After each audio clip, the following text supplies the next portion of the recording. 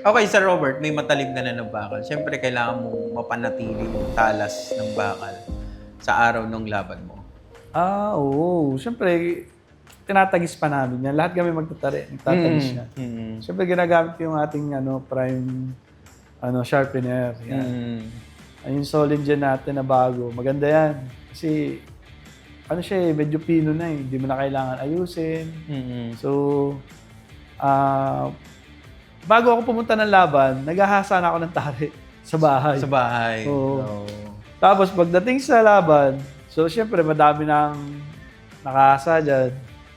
Bago ko ikabit dyan, siyempre susukatin ko muna sa paa. Tapos tetestingin ko ulit. Tapos gigisingin ko na lang ng konti, okay na yun. Yung prime sharpener natin na made in Sweden at yung prime sharpener na Solingen made in Germany, dalawa po yan. So yung grits po ng Solingen po natin, 2,000 grits. Yung ating prime sharpener na made in Sweden, baliktaran yun. Merong 1.2 at 1.5 na grits.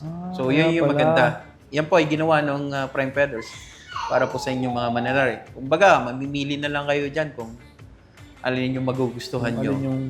Doon po sa dalawang sharpener po natin na available sa market. Pero sa iyo, ginagamit mo pareho. Depende. Parehas. Kasi pag yung medyo mapamaling, doon muna ako sa medyo magaspang na konti. Tapos pipinuhin ko na yun sa kabila. So maganda ring pang-add natin dyan sa mga sharpener natin, yung rubber at yung leather sharpener natin. Yung Sa leather finishing tagisan. na yun. Sa finishing na yun. Pag-finishing.